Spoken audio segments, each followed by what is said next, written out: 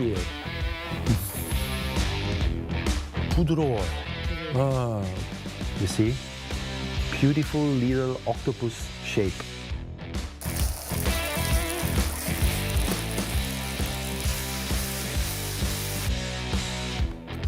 Yes. Perfect.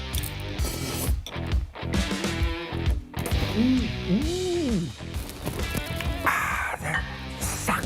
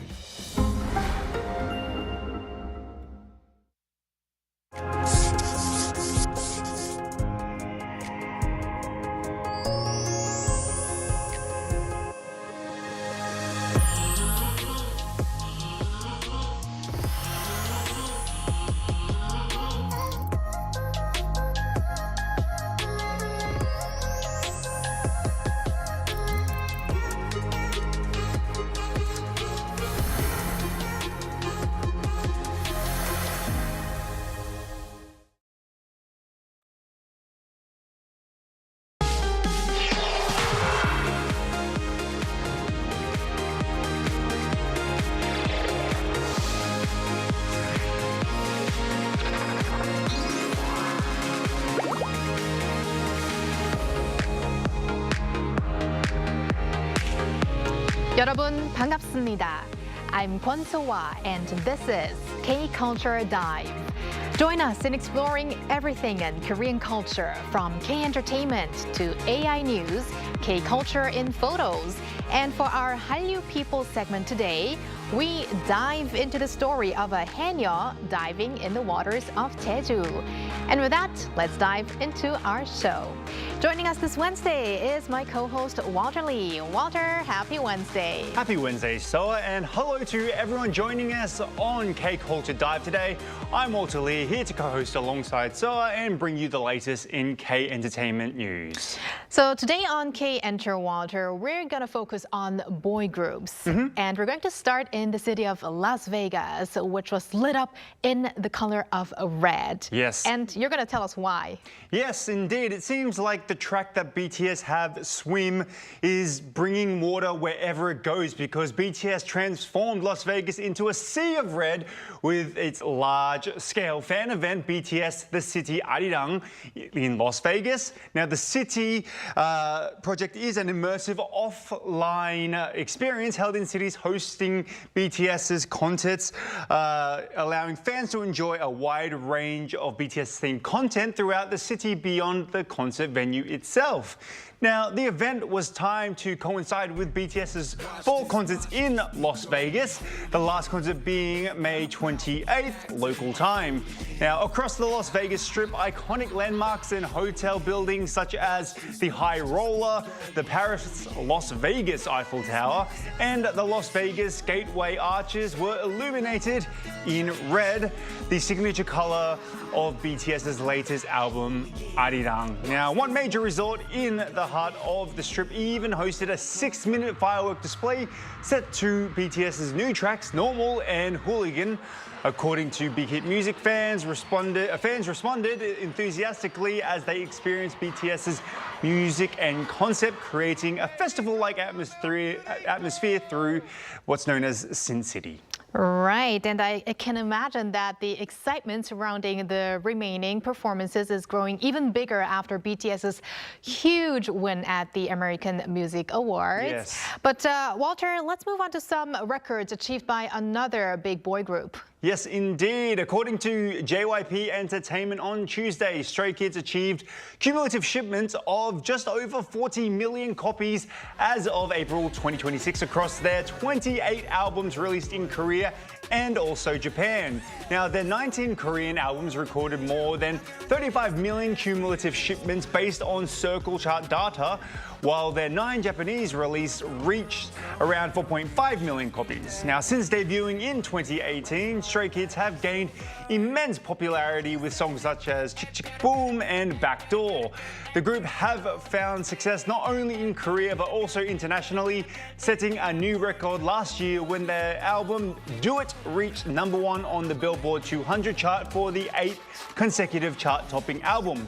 Stray Kids are set to headline the New York's Governor's Ball Seoul Music Festival on June 6th and Brazil's Rock in Rio on September 11th local time. Wow, headlining those major stages really shows how big the influence of Stray Kids has grown on the global music stage. But Walter, we're going to wrap up with another boy group, and this time we're talking about a debut anniversary and a very meaningful gesture. Indeed we are. So yes, 17 marked their debut's 11th anniversary on Tuesday by making a donation to Korean National Commission for UNESCO. The exact donation amount was not revealed, however, according to the organization. The group chose for the funds to be sent to support a scholarship program helping students in Laos continue their secondary education. Now, the Secretary General of the Korean National Commission for UNESCO expressed gratitude for 17's ongoing support since 2022, stating that the latest donation will help disadvantaged students in Laos pursue a more stable education and create better opportunities for their future. In June 2024, 17 also became the first K-pop artist to be appointed UNESCO Youth Goodwill Ambassadors. Walter, I can't believe it's already been a year since we talked about their big 10-year anniversary when they had their B-Day party here in Seoul. Yes, I remember. But thank you very much for those updates, Walter, and stick around. Will do. All right, now we move on to our AI anchor Arirang for more on the culture front. Arirang. Thanks, Sua. Here's your AI guide to the latest cultural headlines from Korea. Let's begin with our top story. Culture Minister Chu Hyung has congratulated K-pop artists for their big wins at the American Music Awards. In particular, he praised BTS, who took home awards in 3 categories, including Artist of the Year, saying the achievement reflects the group's full return to the global music scene and underscores their unrivaled presence. He added that the milestone would leave a lasting mark on pop music history. The EMAs are considered one of the 3 major U.S. music awards shows, alongside the Grammy Awards and the Billboard Music Awards. Amid controversy over price gouging by some accommodations ahead of BTS's World Tour concert in Busan next month, a fair stay challenge offering free or low-cost lodging is gaining momentum. Local temples will offer temple stays free or at fair prices, while universities and public institutions have also joined the initiative. Participating organizations include Bamasa, Hongbopsa, and Sonamsa temples, as well as Busan National University, Pugyong National University, and Busan Metropolitan City Corporation's Arpine Hotel.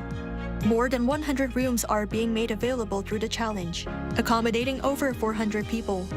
Many stays are free, while the highest rate is capped at 130,000 won, or roughly $87.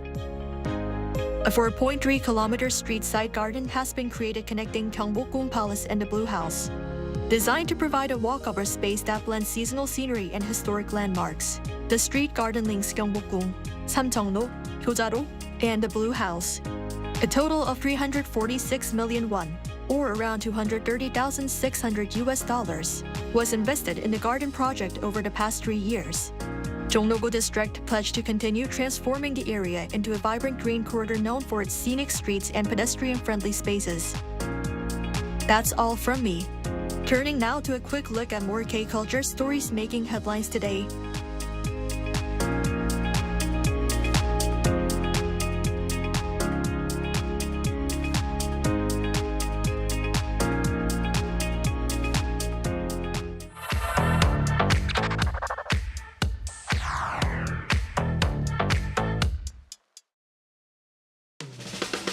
Through a single photo at a time, we take a closer look at culture in Korea. This is K-Culture in Photos. This week in Korea, one word perfectly captures the mood. 초여름, or early summer. It's that short seasonal moment when spring begins to end and summer starts to settle in. These photos show people enjoying the turquoise waters of Hamdeok Beach on Jeju Island, one of Korea's best-known early summer spots. Warm sunshine, ocean breezes, and clear skies are drawing people outdoors earlier than usual this year. And honestly, some scenes already look like midsummer. At beaches in Busan, people are wearing swimsuits, short sleeves, and even going into the water. With crowded shorelines and bright sunshine, it already feels like peak vacation season in parts of Korea.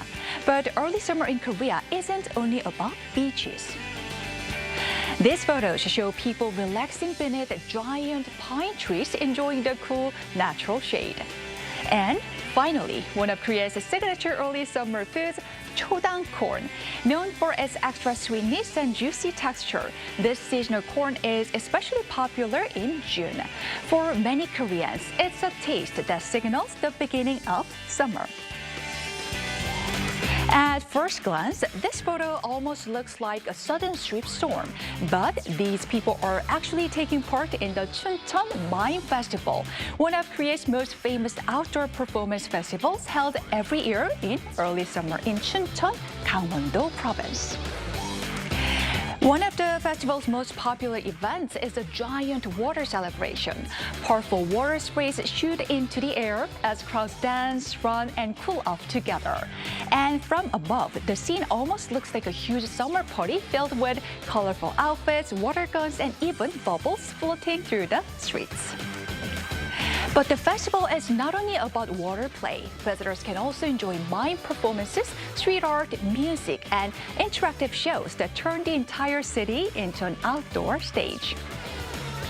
And after sunset, the atmosphere becomes even more dramatic. Nighttime events like the famous Goblin Party fill the streets with fire performances, music, and dancing, creating one of Korea's most energetic early summer festivals. Look at these heels. What kind of shoes do you think they are? These ultra-high platform shoes, sometimes reaching nearly 20 centimeters, are becoming known online in Korea as standing shoes. And here's why. Fans wear them at standing concerts to get a better view of their favorite K-pop idols.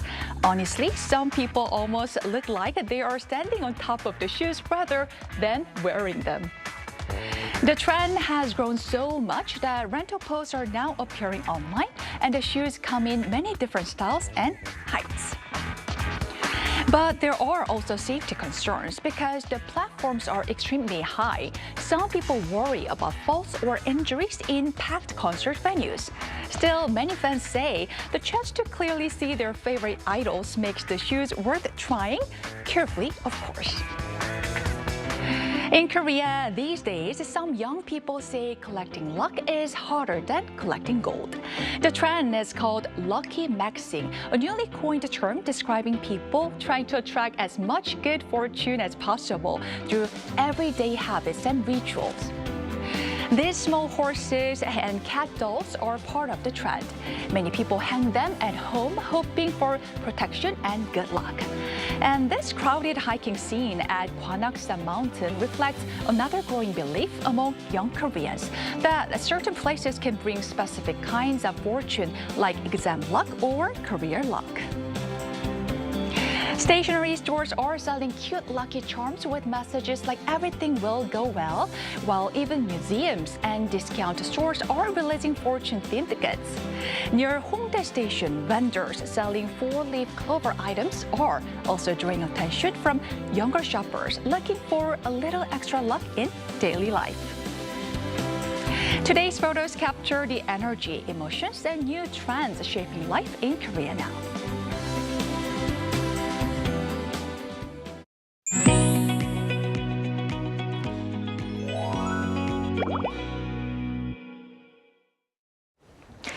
A unique community of women divers known as haenyeo have been harvesting food from the seas around Jeju for generations. They dive without oxygen tanks, showing their incredible fitness and bravery. Recently, the Jeju haenyeo Museum has been hosting a special talk show where haenyeo themselves share stories of their lives directly with visitors. Today, we're joined by Choi Jung-yoon, a young haenyeo who leads these talk shows and and also serves as an English interpreter to learn more about Jeju's haenyeo culture and their deep connection with the sea. Welcome, Jong-yoon. Thank you so much for having me. I'm very excited.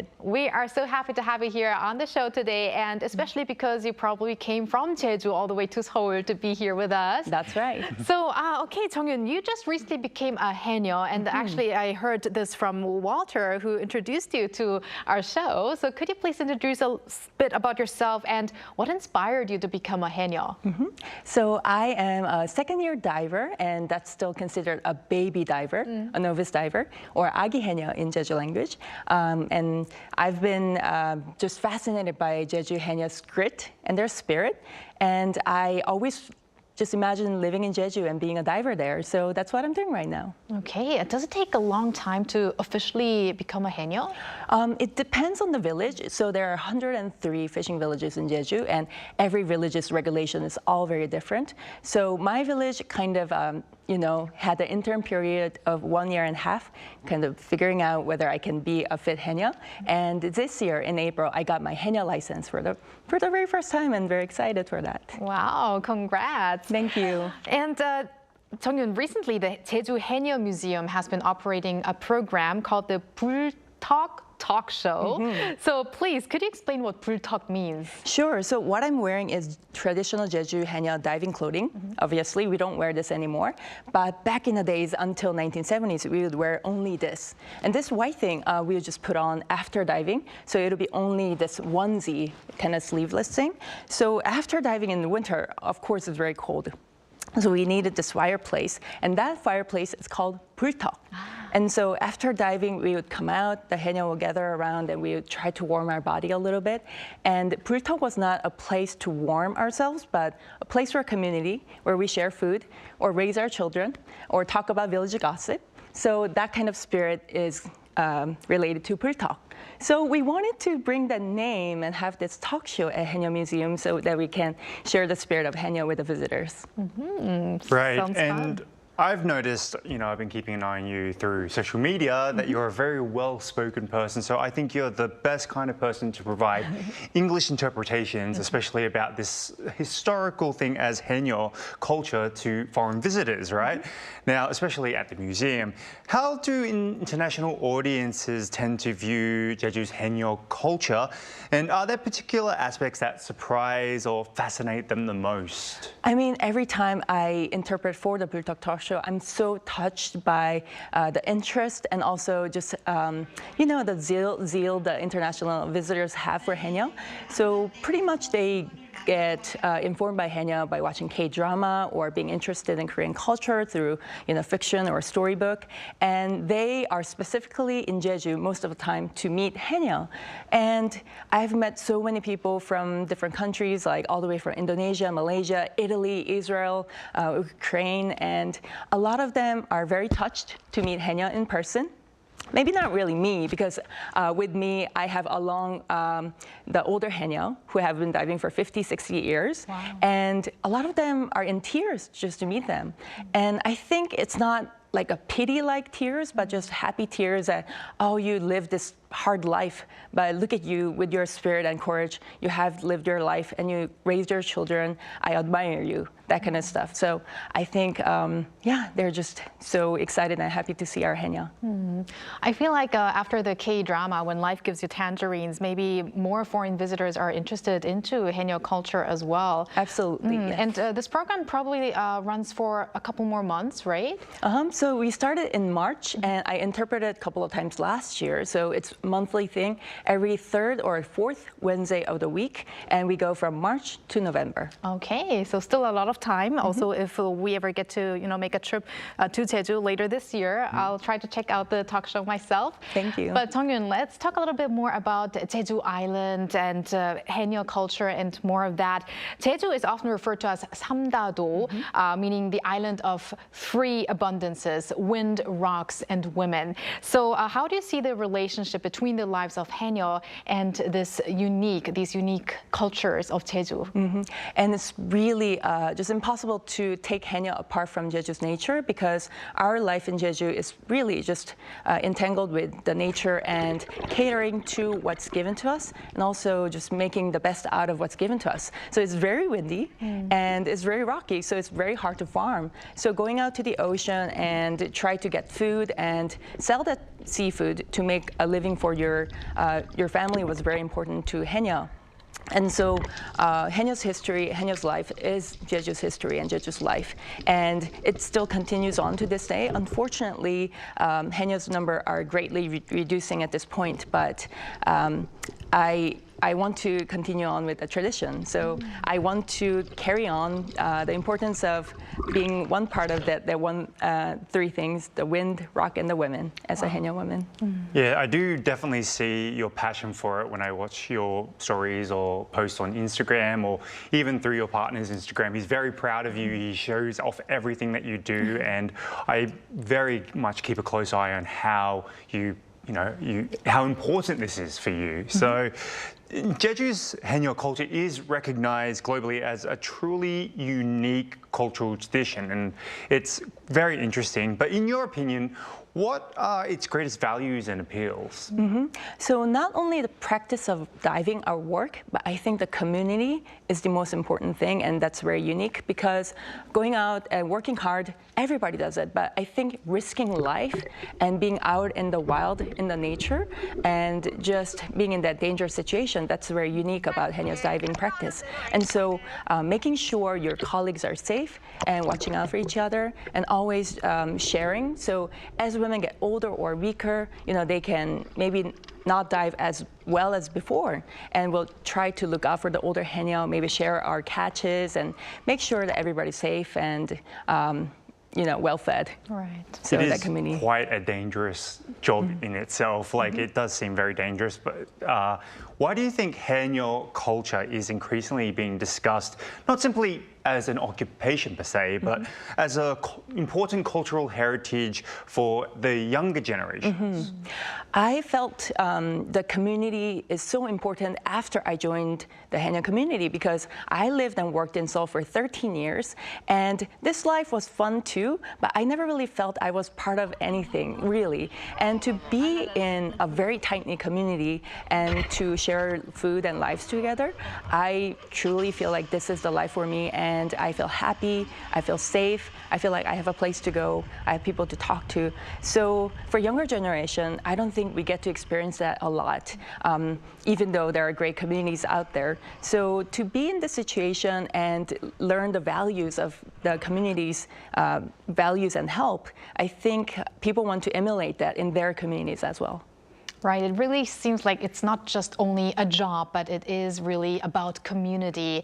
And Jong-yoon, we understand that haenyeo see the sea as more than just a place of livelihood. So what does the sea represent to haenyeo? I think it's our kitchen, it's our playground. When I ask our older haenyeo, why did you become a haenyeo? They're like, I didn't have a choice. This was just part of my life. So when they first start training as a haenyeo, they don't know if they're being trained. They're just out there playing. And then eventually you'll start catching. And then age 13 or 14, they wanted to help out with the family. So they had no choice but become a haenyeo and not go to school or learn anything at school. So sea is just a place of life. That's where life begins. That's where you catch seafood for your family, and that's where you want to get older by.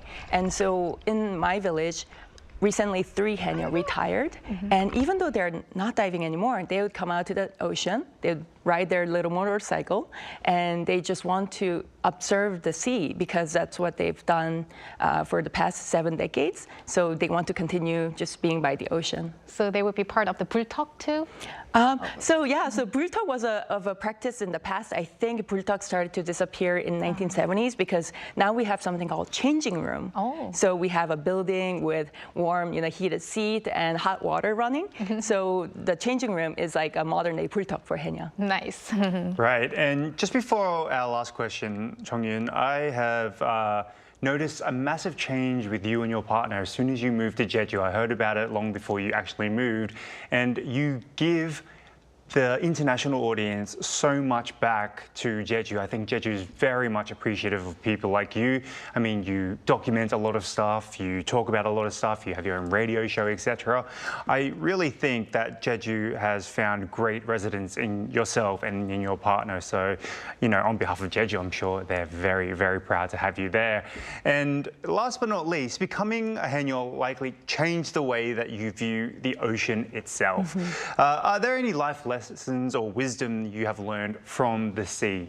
From the ocean, I think the grit and spirit of Jeju haenyeo's wisdom lives with me every day. So whenever I dive, there are times when I think I saw a seafood, a conch maybe, and then I'll dive, and then it wasn't a conch, it was a rock, and then I'll come out empty-handed, and the haenyeos will tell me, no, you never cannot come out empty-handed. You have to come out even at least a rock or something. So they're saying, if you are holding your breath, risking something to go out and get something, then you just have to come out with something in your hand. So that kind of just courage and grit of, you know, just making your life, that's something I learned from them.